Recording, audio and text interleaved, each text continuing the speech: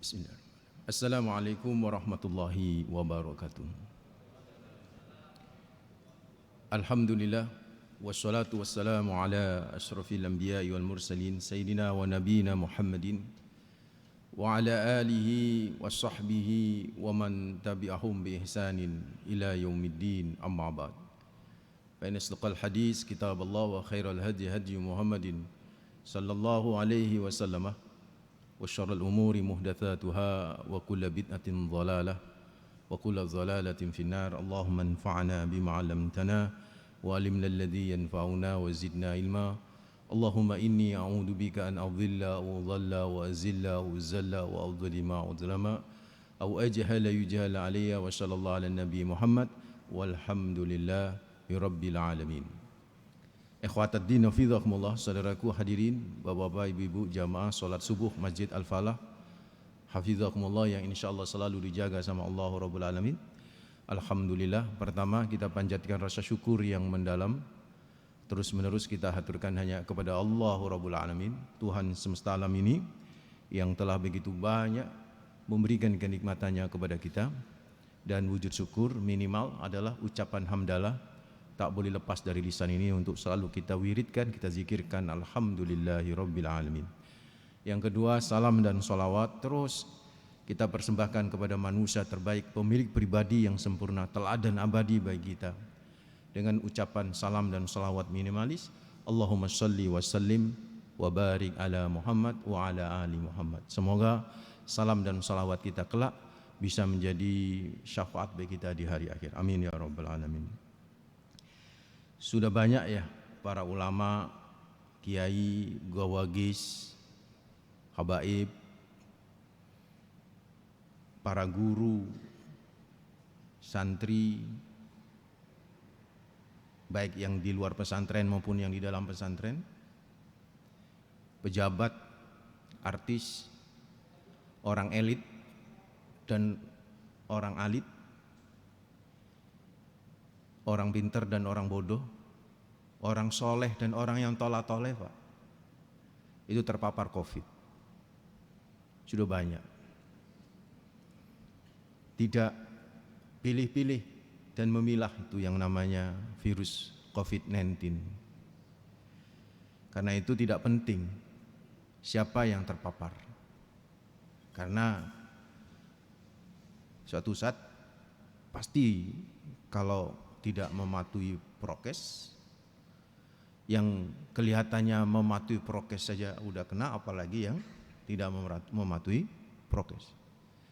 Udah pasti itu secara sunnatullah suatu saat akan tergilirkan untuk dikena itu, saudara. Dan itu tidak penting dalam arti ya gimana kalau sudah terpapar. Justru yang terpenting adalah bagaimana sikap kita ketika tiba-tiba hasil lab positif.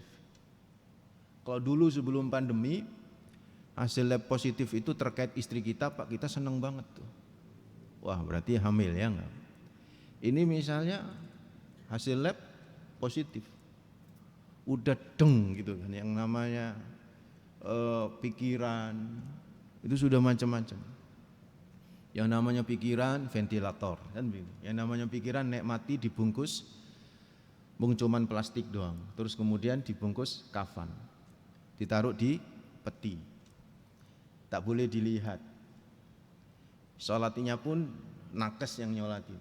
Kalau toh kita mau nyolatinnya adalah di ambulan. Saya pernah itu. Jadi karena kawan dekat, saya langsung datang itu ke kuburan COVID. Jadi kuburan COVID. Tetap pakai prokes. Karena tahu ustadznya datang, akhirnya kepingin nyolatin juga. Saya suruh berjarak sholatnya.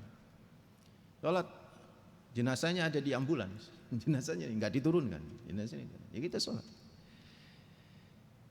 Kita akan berpikir seperti itu kalau kena COVID. Karena itu, ikhwatadina fidhakumullah, gimana cara kita untuk mengantisipasi supaya kita tidak punya pikiran-pikiran kayak begitu. Karena semakin pikiran kayak begitu tuh semakin membuat drop. Ada seorang ustadz motivator, Pak, kena. Seorang ustadz motivator kena itu.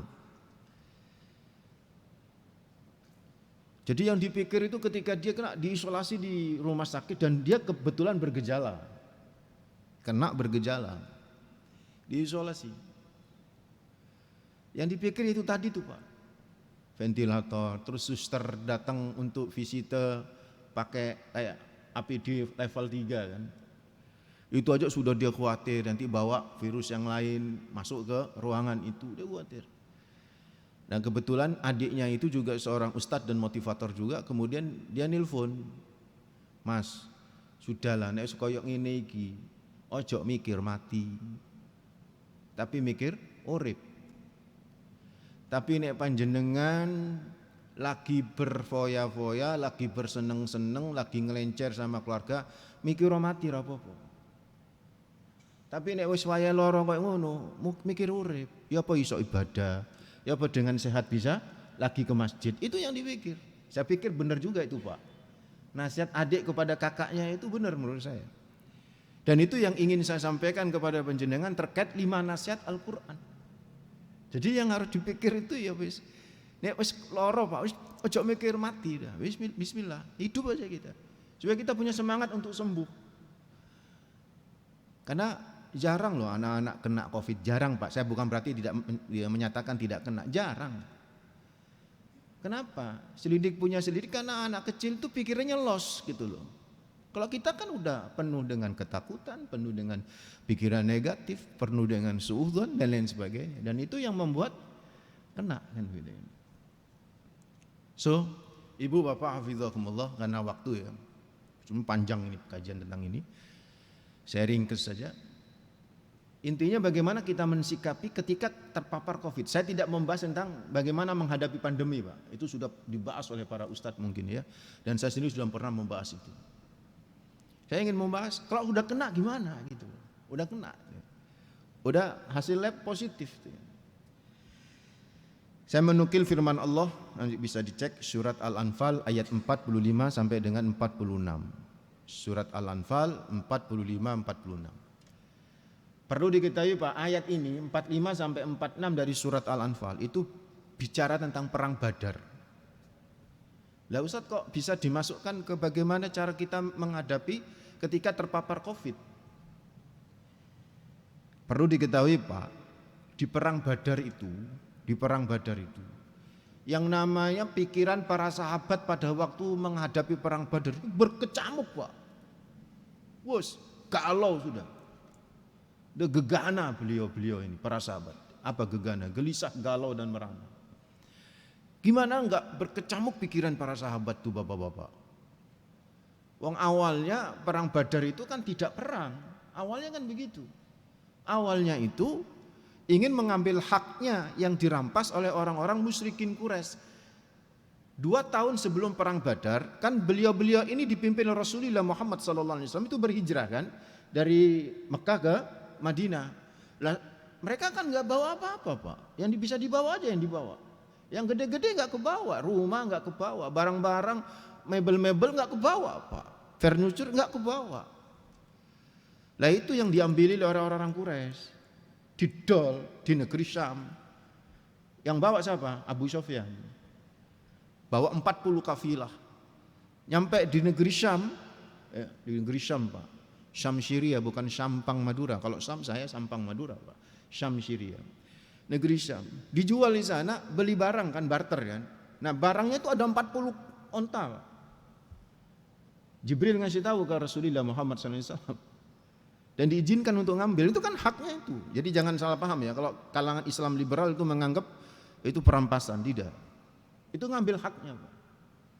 Nabi ngumumkan, yang jenenge ngambil hak barang ya enggak bawa senjata Pak. Kalau bawa itu senjata bukan untuk perang. Baju juga ya baju biasa. Kalau zaman saya wis premanan kawasan ngono. Wong cuman njupuk barang. Di tengah perjalanan, singkat cerita nih panjang ceritanya Bapak-bapak. Sirah ini tentang sirah Nabawi ini kan, sirah perang ini. Jibril ngasih tahu lagi bahwa jadi Abu Sufyan ini udah dengar Pak kalau mau dicegat. Akhirnya dia minta bantuan ke Mekah. Abu Jahal ngumpulkan pasukan. Terkumpul 1000 Pak. dikasih tahu di tengah ini sudah berjalan nih yang namanya kaum muslimin ini 300 orang. Dikasih tahu, kalian jangan hanya merampas sekarang. Kalian bukan merampas, sekarang menghadapi pasukan perang. Ayo coba, Pak. Satu, enggak siap perang. Pertama, kenapa enggak siap perang? Karena belum pengalaman perang. Kan baru pertama itu. Dua, enggak ada persenjataan. Karena memang niatnya bukan untuk berperang. Ya karena tidak siap. Dua, tidak ada persenjataan. Tiga, jumlahnya juga ya gak wake. Padahal yang dihadapi 3 kali lipat. Galau, sahabat tuh galau. Anda bapak-bapak, ibu-ibu bisa baca lagi sirah itu, bagaimana kegalauannya itu di beberapa kitab sirah. Tapi nanti kapan-kapan saya akan bahas tentang tema itu, dan bagaimana kita belajar tentang hikmah dari perang Badar itu. Akhirnya ya sahabat tuh ya sudah, saya ikut perang karena Allah memerintahkan perang. Tapi kan masih tetap galau kan, Pak. Apa yang terjadi saudaraku ikhwatuddin fillah? Dikasih nasihat sama Allah Rabbul Alamin. Nah, nasihat itu 5 itu tadi, Pak. Jadi ini terkait dengan perang Badar. Tapi kan bukankah perang itu satu menghabiskan dana, ya kan ya? Kan menghabiskan dana, Pak. Dua, ya pasti resikonya mati, kan begitu kan. Tiga, Pak, ya yang namanya pikiran itu pasti berkecamuk. Dia meninggalkan semuanya yang dicintai. Itu saudaraku ikhwatuddin fillah. Dan itu kan mirip gitu loh dengan kondisi orang yang terkena COVID. Itu andai pemerintah nggak nanggung, Pak ya. Kan ditanggung oleh Kementerian Kesehatan. Jadi siapa saja yang positif, yang CT-nya di atas, yang CT-nya di bawah 30, itu langsung dedok dari mulai awal sampai akhir gratis itu. Dedok itu. Itu kalau membayar secara mandiri, Pak, itu kalau sampai pakai ventilator itu sampai 100 juta, bayangkan satu orang. Jadi itu dana keluar banyak. Jadi yang namanya orang terpapar COVID itu ya resikonya mati kalau tidak cepat tertangani. Terus kalau sudah menyerang paru-paru, dan itu sudah pengalaman lingkungan saya, Pak. Kolega-kolega saya itu sampai hari ini yang saya dekat sama saya itu sudah 4 yang meninggal, saudara. Dan itu rata-rata kena paru-parunya. Dan itu hanya hitungan hari, Pak. Bayangkan, masuk rumah sakit tek 1, 2, 3, 4, 5 hari ke-7, Pak, sudah dia panggil sama Allah Azza wa Jalla. Itu yang 4 orang sahabat-sahabat saya itu. Makanya saya nulis artikel ini dan ingin menyampaikan kepada Anda bahwa ayo kalau sudah dalam kondisi terpapar begitu, apa yang harus dilakukan? Di sini firman Allah menyatakan ya ayyuhalladzina amanu idza laqitum fi'atan fasbutu. Satu, Pak. Kalau kamu ketemu musuh, nah ini kita gambarin ini musuh ini perang ya, Pak ya. Kalau kamu ketemu virus kayak COVID-19 itu, artinya kalau udah terpapar, maka yang pertama apa, Pak? Nasihatnya Allah, fasbutu. Apa fasbutu? Sabat. Tegarkan hati, tegarkan jiwa, Saudara. Gak usah panik, Pak. Tapi ya jangan piknik. Oh, dikei informasi Bapak positif, tapi OTG, Pak, tanpa gejala. Malah yang lencer-lencer, lapor nyebarno virus tadi. Bener, gak usah panik, yes, tapi jangan piknik, Pak. Jangan guaya begitu, mentang gak bergejala itu. Padahal positif. Atau orang yang terkena dengan lingkungannya karena dekat dan yang lingkungannya itu positif, ya jangan piknik, Saudara. Tapi tetap tidak panik gitu. Itu penting tuh, tidak panik tuh.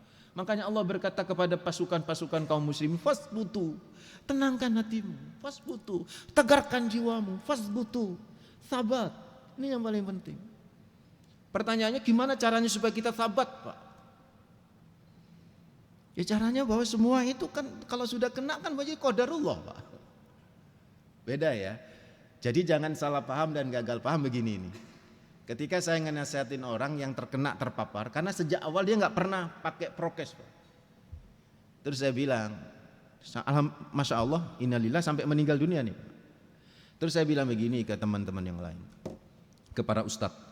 Makanya ustadz, ayo kita belajar dari kasus ini, saya bilang begini. Apa jawabnya si ustadz ini, Pak? Ini qadarullah, ustadz. Sudah ini qadarullah kayak apa? Gimana kita kalau sudah dengan qadarullah? Saya jawab lagi, Pak. Loh, itu qadarullah bagi beliau yang meninggal dunia, itu qadarullah. bagi kita belum tahu kita apa. Bisa dimengerti yang saya maksud? Bagi bapak-bapak yang di sini kita tidak tahu kodarnya kayak apa, kita nggak tahu. Karena kita nggak tahu kodarnya kayak apa, ya sudah kita harus usaha yang maksimal. Kita nggak tahu kodarnya kayak apa. Ya kita mencontoh atau mencari teladan kodar yang sudah kejadian. Kodar itu pasti kejadian, Pak. Itu baru ketahuan disebut qadarullah. Kalau kita belum tahu, ya kita nggak tahu itu qadarullah kita kayak apa. Karena nggak tahu, ya sudah kita belajar dengan apa yang telah terjadi. Saya bilang begitu. Jadi kembali saudaraku, subut, fasbutu, as-sabat. As-sabat itu teguhkan hati, tenangkan hati. Caranya apa? Ya kembalikan semua ini ada qadarullah. Kalau udah kena loh ya, kembalikan ini ada qadarullah. Oh positif, innalillahi wa inna ilaihi rajiun. Udah positif. Ingat kalimat innalillahi itu bukan berarti meninggal dunia ya. Musibah kan? Innalillahi wa inna ilaihi rajiun. Kembalikan kepada Allah. Ya kita tenang. Kita berobat kan begitu kan ya. Kalau memang tidak bergejala ya sudah isolasi mandiri. Selesai kan begitu kan. Makanlah yang bergizi, ya, minum vitamin, sudah. Isolasilah 10 hari atau 14 hari. Itu saudara kita tenang gitu. Karena kalau sudah qadarullah Pak, sudah nggak bisa logika berpikir. Contoh nih Pak ya, contoh. Ada 3 orang lagi berjalan di golf, ini ilustrasi Pak, di golf Ahmad Yani, di golf Kodam ya. Saya tahu itu golf Kodam itu kan untuk memisahkan supaya bola golf itu tidak keluar, itu kan ada jaring yang tinggi banget itu Pak ya. Sehingga kalau ada pemain golf itu yang mengayunkan tongkat untuk memukul bola itu kalau terlalu tinggi itu mesti nyantol itu Pak dan jatuh lagi. Nah di seberangnya itu sudah trotoar Pak, di seberangnya. Logikanya itu kalau ada orang kan mesti, kalau ada orang menghayunkan tongkat itu untuk memukul bola golf, kalau buantar kan mesti kan lurusnya ke sana Pak. Nggak mungkin turun ke bawah kan Pak. Nggak mungkin begini seret. Itu logikanya begini. Ada 3 orang jalan-jalan di trotoar itu, di bawah jaring-jaring ini. Kok kena Pak? 3 orang. Dari 3 orang yang kena yang tengah. Jidatnya itu Pak. Al-menjolu wal-mentolu. Meso-meso. Dinasehatin sama yang kiri kanan ini. Mas, ojo meso sampean. Lah ya, apa gak ketok ta moto ni ngono to. Iya, sampean coba mikir to Mas, kira ono jaring ini. Iki ono jaring. Terus ono apa? Apa? Kan logikanya nggak mungkin kena sampean. Coba lihat, dilihat Pak, ternyata bola golf ini memang terus bergerak, nggak ke bawah, bergerak kan, begitu fisikanya kan. Tapi di seberang trotoar ada tiang listrik. Kenalah tiang listrik itu ting, mantul ke dia Pak. Iku nek gak qadarullah gak iso Mas. Oh iya, satu kata si temennya nih. Yang kedua, lapangan golf luasnya lapangan golf itu sekitar 2 hektaran gitu Pak ya. Luasnya lapangan lebih mungkin ya 2 hektar lebih. Luasnya jidatnya sampai cuma 10 cm persegi Pak. Mas. Coba iku bola golf kok golek sing sempit itu loh. Iku nek gak qadarullah gak iso. Yang ketiga, yang punya jidat itu kan gak sampean tok. Kita bertiga, kok sing dipilih sampean. Iki nek gak qadarullah gak iso. Akhirnya tenang Pak. Makanya kalau kita mau mikir qadarullah itu tenang.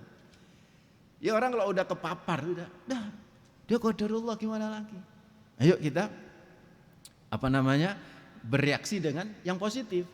Ya sudah isolasi, ya kan, minum obat kalau itu bergejala, pergi ke dokter atau ke rumah sakit. Udah itu nggak usah terlalu panik. Kalau panik tambah drop nanti itu saudara. Rata-rata Pak, kalau sudah awalnya kalau nggak dikasih positif ya, nggak dikasih positif, itu kan tenang-tenang aja tuh, dan lewat tuh virusnya lewat. Tapi ketika sudah dikasih kabar positif Pak, coba beberapa teman itu kalau awalnya nggak OTG, tapi ketika dikasih kabar positif itu mungkin kepikiran, akhirnya bergejala saudara. Nah ini karena apa? Tidak panik. Maka yang pertama apa? Fasbutu kata Allah. Terus yang kedua apa? Wadkurullaha katsiran la'allakum tuflihun. Wadkurullaha katsiran Pak. Zikir yang banyak, jangan zikir yang sedikit. Zikir yang akeh Pak. Al-Qur'an menyatakan wadkurullaha katsiran. Zikir yang banyak. Jangan zikir yang sedikit. Nah zikir itu minimal lisan Pak, maksimal masuk ke hati. Ustadz, bolehkah kita berzikir hanya sekedar lisan tanpa ke hati? Boleh Pak. Misalnya ngapunten, jenengan ada yang meninggal dunia, sedih nggak kalau yang meninggal itu orang yang kita cintai? Sedih Pak. Nerima nggak? Awal-awal kadang nggak nerima Pak, tapi lisan ngomong apa? Inna lillahi wa inna ilaihi rajiun. Itulah kenapa semua nas Al-Quran maupun hadis perintah zikir itu lisan Pak. Selalu ada kata qola. Qola itu apa? Ngomong, itu lisan. Idza asabathum musibah fabashshiris sabirin alladzina idza asabathum musibah qalu inna lillahi wa inna ilaihi rajiun. Terus ada hadis, man qala fi akhiri kalimatihi la ilaha illallah dakhalal jannah. Barang siapa yang berkata di akhir kalimat kematiannya adalah la ilaha illallah, dia masuk surga. So, qolah Pak, yang penting qolah Pak. Meskipun hati sih gak terima apa-apa, itu memang standar kita segitu, level kita segitu, enggak apa-apa. Yang penting qolah. Mulut ini selalu berzikir Pak. Innalillah positif, astagfirullah, Allahumma sholli ala Muhammad, begitu tuh, udah gitu saja. Kalau lisan ini selalu berzikir Pak, lama-lama nyantol ke hati juga. Terus kalau lisan ini selalu berzikir Pak, menutup kira-kira omongan sing elek, misu-misu, suudzon sama Gusti Allah. Itu kalau lisan itu berzikir. Ditanya kancane, positif Mas. Ya, innalillah positif. Ya alhamdulillah dikasih positif. Dan sekarang orang yang dikasih positif Pak, itu punya kekebalan terhadap virus itu kan. Meskipun kata para dokter itu jaraknya 3 bulan sampai 6 bulan kan begitu kan. Tapi kan dia punya kekebalan. Alhamdulillah, astagfirullah. Shalawat aja yang banyak. Fadkurullah katsiran la'allakum tuflihun. Orang kalau tidak berzikir Pak, apalagi di saat kena musibah, setan yang mengiringi kita Pak. Setan, hati-hati, setan tuh paling seneng ngelihat ada orang yang kena musibah Pak. Itu langsung diampiri oleh setan, dibisikin itu. Dan akhirnya tambah jatuh semakin mendalam. Lihat surat Az-Zukhruf Pak. Dalam surat Az-Zukhruf ayat 36 Allah menyatakan wa may ya'su an dzikrir rahman wa man ya'su an dzikrir rahman nuqayyid lahu syaitanan fahuwa lahu qarin. Kata Allah Azza wa Jalla Jalalu, barang siapa yang melalaikan berzikir kepada Allah, nuqayyid lahu syaitanan, Allah akan jadikan setan ada di dirinya Pak, ada di sampingnya. Fahuwa lahu qarin, dan dia jadi teman baik. Hati-hati itu. Makanya kalau kita kena musibah udah akeh zikir. Akeh zikir. Lah zikir itu bentuknya apa Ustadz? Wah, ini kalau masuk ke sini pasti terjadi perdebatan di kalangan para ulama ya. Kita enggak mau masuk. Yang penting akeh zikir. Bu zikir afdalu zikir ya tilawatul Quran. Membaca Al-Qur'an. Jadi loro kopi akeh-akeh sing maca. Nek maca Al-Qur'an, nek zikir nek iso gremeng wae. Ojo dibatin. Dan ternyata ada manfaat yang gremeng itu. Sudah diteliti kan oleh beberapa ahli itu. Jadi getaran-getaran suara kita di dada itu meskipun enggak berteriak-teriak lah ya. Jadi kalau baca Al-Qur'an tuh jangan dibatin, jangan diam, baca. Umayyasul andikir rahman qayidahu, itu namanya gremeng kan. Itu kalau kita masuk ke Masjid Nabawi itu kan, beda kan suara di luar sama di dalam. Di luar ramai orang ngomong di Masjid Nabawi ya, yang saya tahu ya, atau di Masjidil Haram. Tapi ketika masuk itu suara itu berbeda, orang ngaji, orang tilawah. Jadi usahakan karena dada itu akan bergetar dan katanya frekuensi virus itu jauh lebih rendah daripada ketika kita berzikir kepada Allah Rabbul Alamin, dan itu bisa menekan saudara. Wallahu a'lam. Tetapi kita harus percaya bahwa zikir itu bisa mendatangkan Allah di diri kita, bukan mendatangkan setan. Yang ketiga apa? Wa atiullaha wa rasulah. Tetap taat kepada Allah dan Rasulnya, jangan suudzon kepada Allah, jangan durhaka kepada Allah. Wis ro dikei lara kok ngono kok ya malah gendaan ambek tanggane kan. WA kan akhirnya dia isoman Pak. Ada tuh kejadian isoman. Lo malah ya isoman nggak terlalu bergejala. Chatnya itu bukan kepada istrinya, kepada istri temennya Pak. Lah itu kan ya tambah memperparah situasi, dan itu berarti dia tidak tahu bahwa sesungguhnya bisa jadi dia positif itu karena dosa-dosa dia dan ingin dihapus sama Allah. Ketika positif seharusnya dihapus dosa-dosa, malah menumpuk dosa. Atiullah wa rasulah. Itu sudah. Kencengin ibadah Pak, semakin kenceng ibadahnya.